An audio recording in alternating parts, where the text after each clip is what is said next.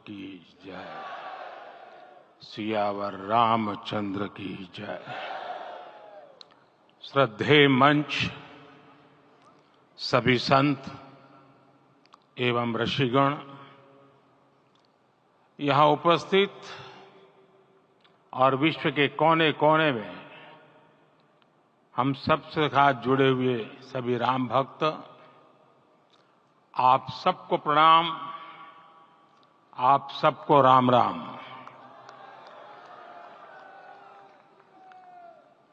आज हमारे राम आ गए हैं।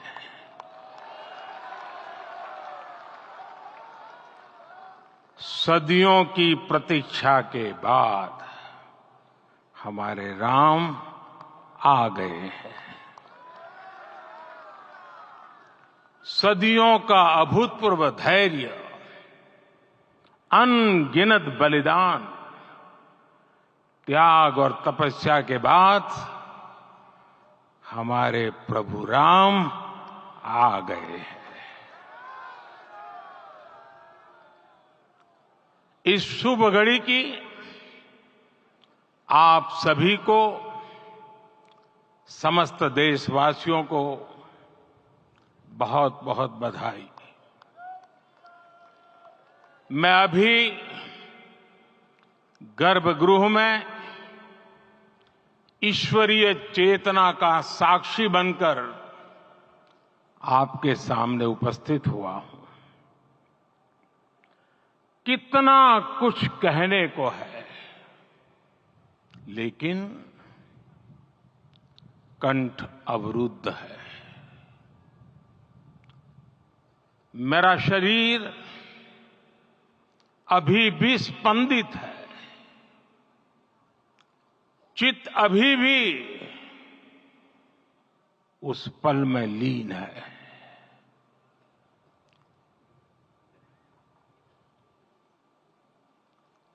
हमारे रामलला अब टेंट में नहीं रहेंगे।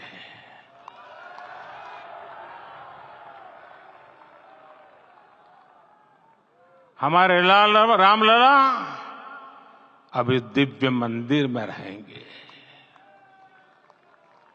मेरा पक्का विश्वास है, अपार श्रद्धा है कि जो घटित हुआ है, इसकी अनुभूति देश के, विश्व के कोने कोने में राम भक्तों को हो रही होगी। ये क्षण अलौकिक है, ये पल पवित्रतम है।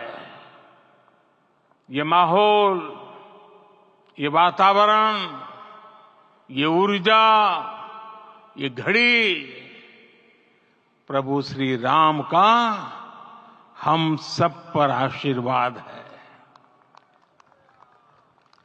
22 जनवरी 2024 का ये सूरज एक अद्भुत आभा लेकर आया है।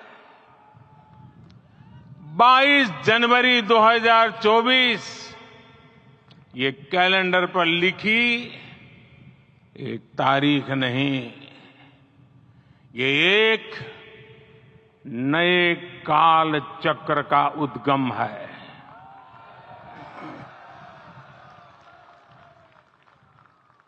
राम मंदिर के भूमि पूजन के बाद से प्रतिदिन पूरे देश में उमंग और उत्साह बढ़ता ही जा रहा था। निर्माण कार्य देख देशवासियों में हर दिन एक नया विश्वास पैदा हो रहा था। आज हमें सदियों के उस धैर्य की धरोहर मिली है। आज हमें श्री राम का मंदिर मिला है।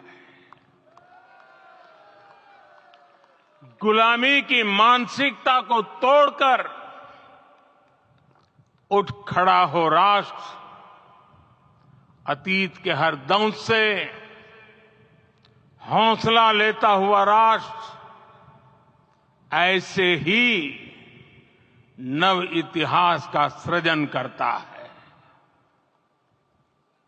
आज से 1000 साल बाद भी लोग आज की इस तारीख की, आज के इस पल की चर्चा करेंगे।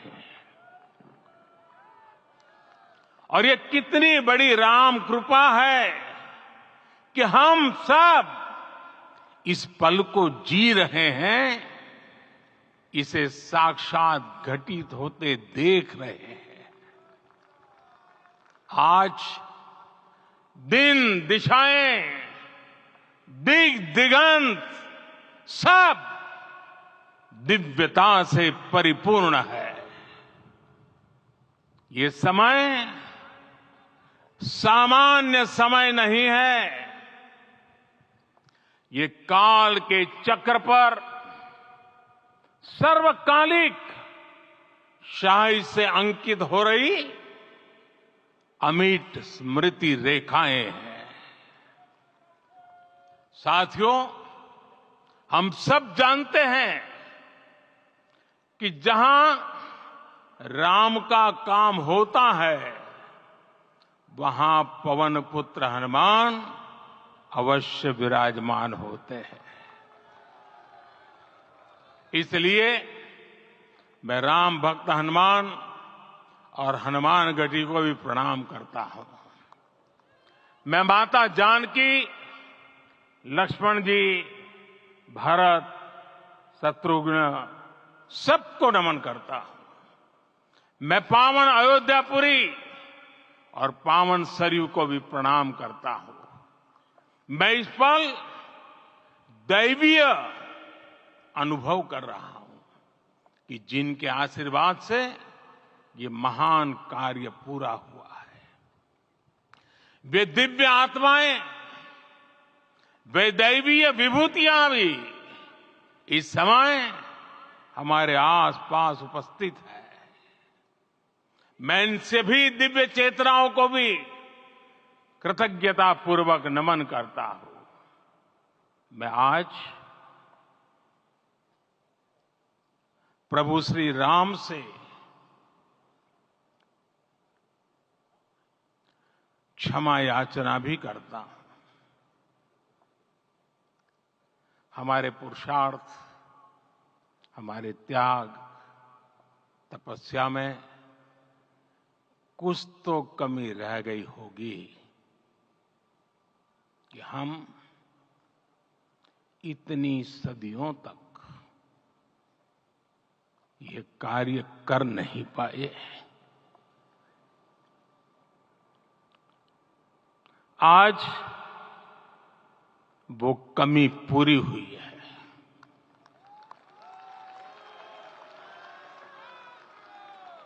मुझे विश्वास है प्रभु राम आज हमें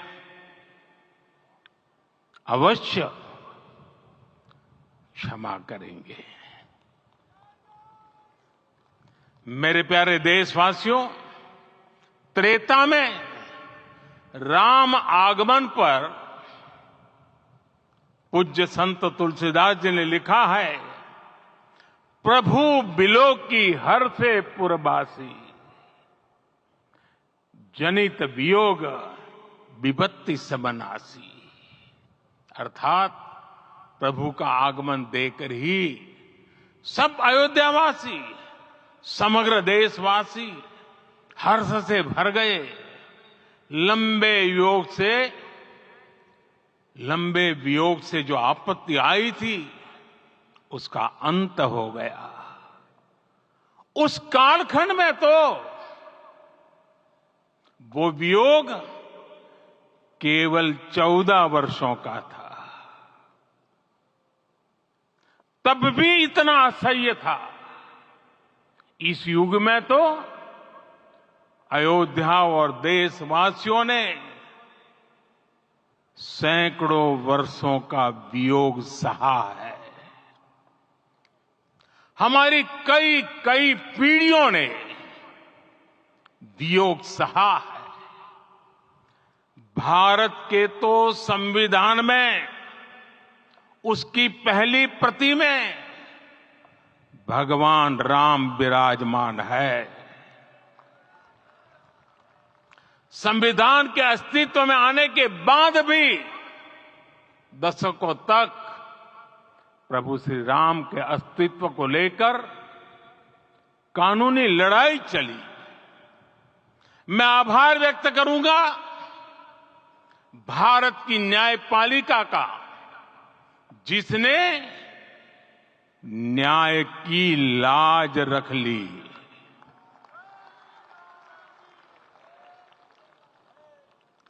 न्याय के पर्याय प्रभु राम का मंदिर भी न्यायबद्ध तरीके से ही बना। साथियों, आज गांव-गांव में एक साथ कीर्तन संकीर्तन हो रहे हैं। आज मंदिरों में उत्सव हो रहे हैं, स्वच्छता अभियान चलाए जा रहे हैं। पूरा देश आज दीपावली मना रहा है। आज शाम घर घर राम ज्योति प्रज्वलित करने की तैयारी है। कल मैं श्री राम के आशीर्वाद से धनुषकोडी में राम सेतु के आरंभ बिंदु अरिचल मुनाई पर था। जिस घड़ी प्रभु राम समुद्र पार करने निकले थे, वो एक पल था जिसने काल चक्र को बदला था। उस भावमय पल को महसूस करने का मेरा ये विनम्र प्रयास था। वहां पर मैंने पुष्प वंदना की। वहां मेरे भीतर एक विश्वास जगा कि जैसे उस समय काल चक्र बदला था, उसी तरह अब काल चक्र फिर बदलेगा और शुभ दिशा में बढ़ेगा। अपने 11 दिन के व्रत अनुष्ठान के दौरान मैंने उन स्थानों का चरण स्पर्श करने का प्रयास किया जहां प्रभु राम के चरण पड़े थे। चाहे वो नासिक का पंचवटी धाम हो, केरला का पवित्र त्रिपायर मंदिर हो, आंध्र प्रदेश में लेपाक्षी हो, श्रीरंगम में रंगनाथ स्वामी मंदिर हो, रामेश्वरम में श्री रामनाथ स्वामी मंदिर हो, या फिर धनुषकोडी। मेरा सौभाग्य है कि इसी पुनीत पवित्र भाव के साथ मुझे सागर से सरयू तक की यात्रा का अवसर मिला। सागर से सरयू तक हर जगह राम नाम का वही उत्सव भाव छाया हुआ है। प्रभु राम तो भारत की आत्मा के कण कण से जुड़े हुए हैं। राम भारतवासियों के अंतर मन में विराजे हुए हैं। हम भारत में कहीं भी किसी की अंतरात्मा को छुएंगे तो इस एकत्व की अनुभूति होगी, और यही भाव सब जगह मिलेगा। इससे उत्कृष्ट, इससे अधिक देश को समायोजित करने वाला सूत्र और क्या हो सकता है। मेरे प्यारे देशवासियों, मुझे देश के कोने कोने में अलग अलग भाषाओं में रामायण सुनने का अवसर मिला है, लेकिन विशेषकर पिछले 11 दिनों में रामायण अलग अलग भाषा में अलग राज्यों से मुझे विशेष रूप से सुनने का मौका मिला। राम को परिभाषित करते हुए ऋषियों ने कहा है, रमन्ते यस्मिन् इति रामः, अर्थात जिसमें रम जाए वही राम है। राम लोक की स्मृतियों में, पर्वत से लेकर परंपराओं में सर्वत्र समाये हुए हैं। हर युग में लोगों ने राम को जिया है। हर युग में लोगों ने अपने अपने शब्दों में अपनी अपनी तरह से राम को अभिव्यक्त किया है। और ये राम रस जीवन प्रवाह की तरह निरंतर बहता रहता है। प्राचीन काल से भारत के हर कोने के लोग राम रस का आचमन करते रहे हैं। राम कथा असीम है और रामायण भी अनंत है। राम के आदर्श, राम के मूल्य, राम की शिक्षाएं सब जगह एक समान है। प्रिय देशवासियों, आज इस ऐतिहासिक समय में देश उन व्यक्तित्वों को भी याद कर रहा है जिनके कार्य और समर्पण की वजह से आज हम ये शुभ दिन देख रहे हैं। राम के इस काम में कितने ही लोगों ने त्याग और तपस्या की पराकाष्ठा करके दिखाई है। उन अनगिनत राम भक्तों के, उन अनगिनत कार सेवकों के और उन अनगिनत संत महात्माओं के हम सब ऋणी हैं। साथियों, आज का ये अवसर उत्सवता का क्षण तो है ही, लेकिन इसके साथ ही यह क्षण भारतीय समाज की परिपक्वता के बोध का भी क्षण है। हमारे लिए ये अवसर सिर्फ विजय का नहीं, विनय का भी है। दुनिया का इतिहास साक्षी है कि कई राष्ट्र अपने ही इतिहास में उलझ जाते हैं। ऐसे देशों ने जब भी अपने इतिहास की उलझी हुई गांठों को खोलने का प्रयास किया, उन्हें सफलता पाने में बहुत कठिनाई आई, बल्कि कई बार तो पहले से ज्यादा मुश्किल परिस्थितियां बन गई। लेकिन हमारे देश ने इतिहास की इस गांठ को जिस गंभीरता और भावुकता के साथ खोला है, वो ये बताती है कि हमारा भविष्य हमारे अतीत से बहुत सुंदर होने जा रहा है। वो भी एक समय था जब कुछ लोग कहते थे कि राम मंदिर बना तो आग लग जाएगी। ऐसे लोग भारत के सामाजिक भाव की पवित्रता को नहीं जान पाए। रामलला के इस मंदिर का निर्माण भारतीय समाज के शांति, धैर्य, आपसी सद्भाव और समन्वय का भी प्रतीक है। हम देख रहे हैं ये निर्माण किसी आग को नहीं, बल्कि ऊर्जा को जन्म दे रहा है। राम मंदिर समाज के हर वर्ग को एक उज्जवल भविष्य के पथ पर बढ़ने की प्रेरणा लेकर आया है। मैं आज उन लोगों से आह्वान करूंगा, आइए आप महसूस कीजिए, अपनी सोच पर पुनर्विचार कीजिए। राम आग नहीं है, राम ऊर्जा है। राम विवाद नहीं, राम समाधान है। राम सिर्फ हमारे नहीं है, राम तो सबके हैं। राम वर्तमान नहीं, सिर्फ वर्तमान ही नहीं, राम अनंत काल है।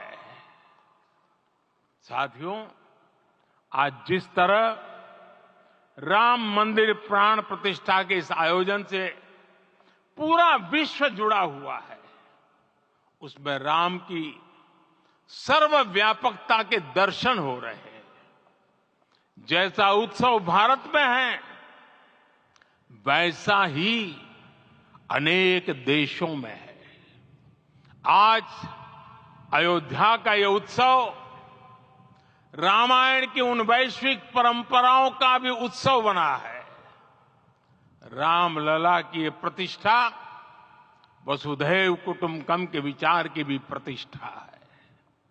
साथियों, आज अयोध्या में केवल श्री राम के विग्रह रूप की प्राण प्रतिष्ठा नहीं हुई है, ये श्री राम के रूप में साक्षात भारतीय संस्कृति के प्रति अटूट विश्वास की भी प्राण प्रतिष्ठा है। ये साक्षात मानवीय मूल्यों और सर्वोच्च आदर्शों की भी प्राण प्रतिष्ठा है। इन मूल्यों की, इन आदर्शों की आवश्यकता आज संपूर्ण विश्व को है। सर्वे भवन्तु सुखिनः, ये संकल्प हम सदियों से दोहराते आए हैं। आज उसी संकल्प को राम मंदिर के रूप में साक्षात आकार मिला है। ये मंदिर मात्र एक देव मंदिर नहीं है, ये भारत की दृष्टि का, भारत के दर्शन का, भारत के दिग्दर्शन का मंदिर है। ये राम के रूप में राष्ट्र चेतना का मंदिर है।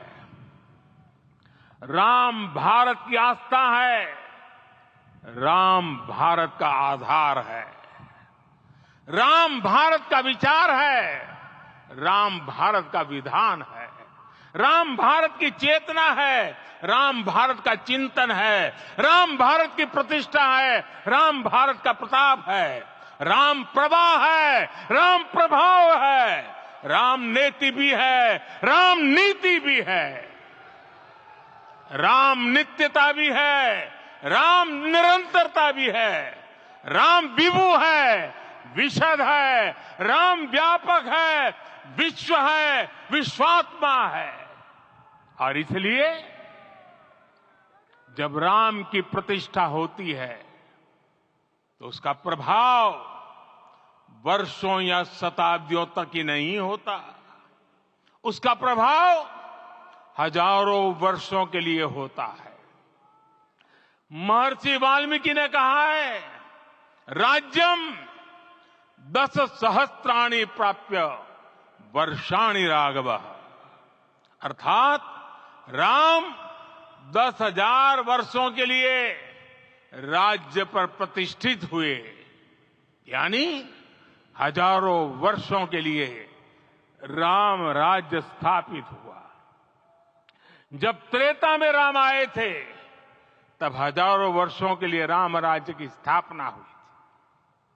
हजारों वर्षों तक राम विश्व पथ प्रदर्शन करते रहे थे।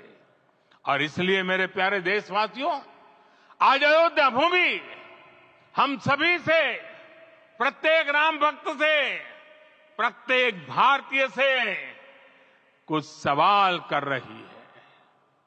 श्री राम का भव्य मंदिर तो बन गया, अब आगे क्या? सदियों का इंतजार तो खत्म हो गया, अब आगे क्या? आज के इस अवसर पर जो दैवीय आत्माएं हमें आशीर्वाद देने के लिए उपस्थित हुई हैं, हमें देख रही हैं, उन्हें क्या हम ऐसे ही विदा करेंगे? नहीं, कदापि नहीं। आज मैं पूरे पवित्र मन से महसूस कर रहा हूं कि काल चक्र बदल रहा है। ये सुखद संयोग है कि हमारी पीढ़ी को एक कालजयी पथ के शिल्पकार के रूप में चुना गया है। 1000 वर्ष बाद की पीढ़ी राष्ट्र निर्माण के हमारे आज के कार्यों को याद करेगी। इसलिए मैं कहता हूं, यही समय है, सही समय है। हमें आज से, इस पवित्र समय से अगले 1000 साल के भारत की नींव रखनी है। मंदिर निर्माण से आगे बढ़कर अब हमें सभी देशवासी यहीं इस पल से समर्थ, सक्षम, भव्य, दिव्य भारत के निर्माण की सौगंध लेते हैं।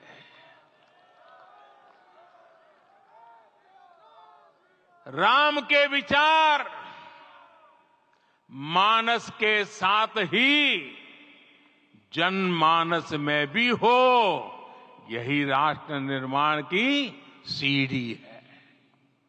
साथियों, आज के युग की मांग है कि हमें अपने अंतःकरण को विस्तार देना होगा। हमारी चेतना का विस्तार देव से देश तक, राम से राष्ट्र तक होना चाहिए। हनुमान जी की भक्ति, हनुमान जी की सेवा, हनुमान जी का समर्पण, ये ऐसे गुण हैं जिन्हें हमें बाहर नहीं खोजना पड़ता। प्रत्येक भारतीय में भक्ति, सेवा और समर्पण के भाव समर्थ, सक्षम, भव्य, दिव्य भारत का आधार बनेंगे। और यही तो है देव से देश और राम से राष्ट्र की चेतना का विस्तार। दूर सुदूर जंगल में, कुटिया में जीवन गुजारने वाली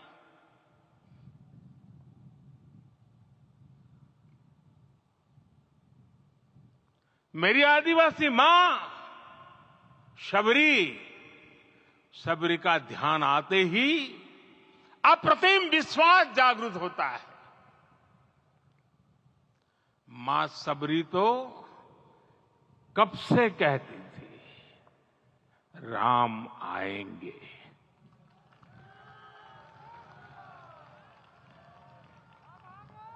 प्रत्येक भारतीय में जन्मा यही विश्वास समर्थ, सक्षम, भव्य भारत का आधार बनेगा।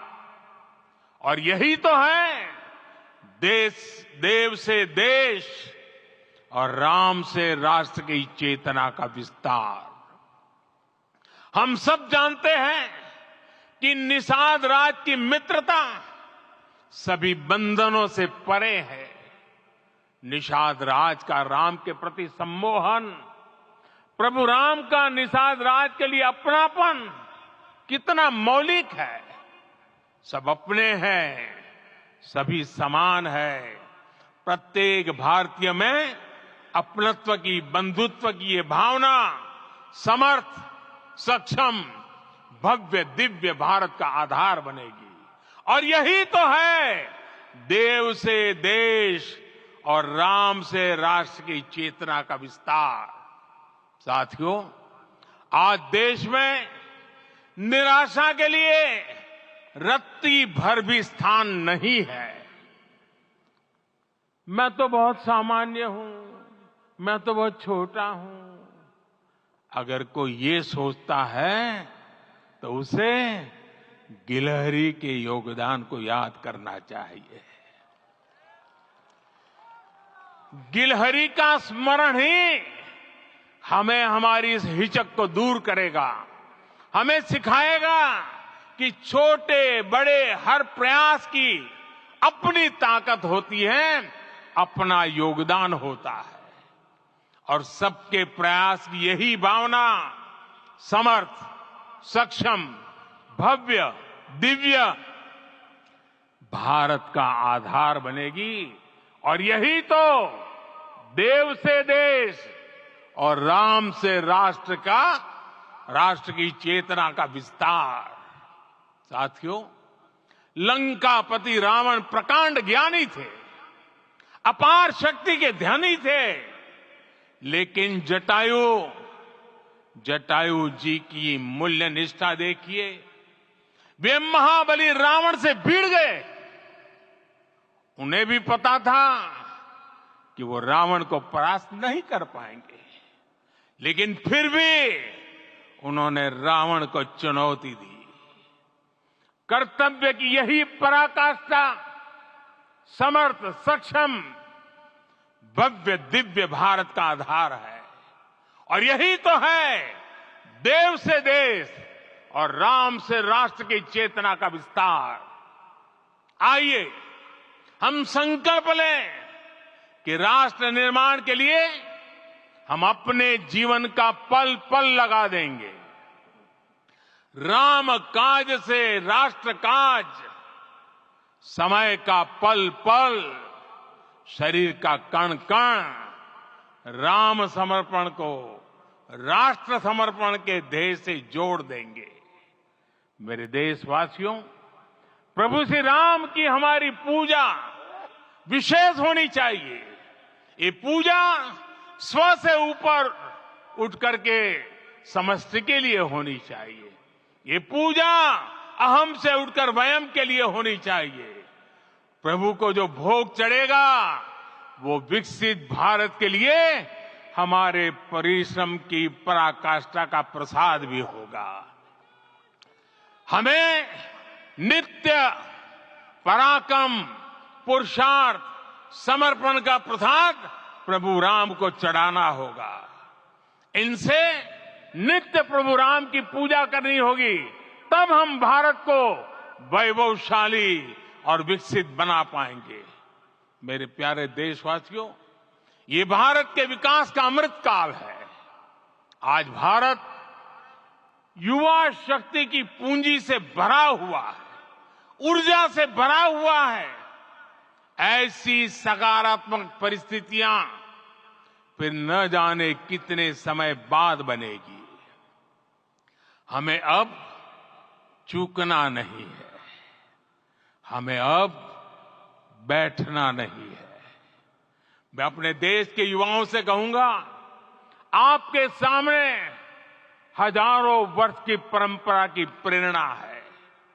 आप भारत की उस पीढ़ी का प्रतिनिधित्व करते हैं जो चांद पर तिरंगा लहरा रही है।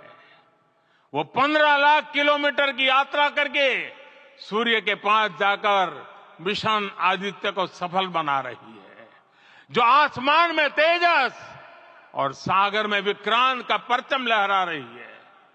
अपनी विरासत पर गर्व करते हुए आपको भारत का नव प्रभात लिखना है। परंपरा की पवित्रता और आधुनिकता की अनंतता, दोनों ही पथ पर चलते हुए भारत समृद्धि के लक्ष्य तक पहुंचेगा। मेरे साथियों, आने वाला समय अब सफलता का है। आने वाला समय अब सिद्धि का है। ये भव्य राम मंदिर साक्षी बनेगा भारत के उत्कर्ष का, भारत के उदय का। ये भव्य राम मंदिर साक्षी बनेगा भव्य भारत के अभ्युदय का, विकसित भारत का।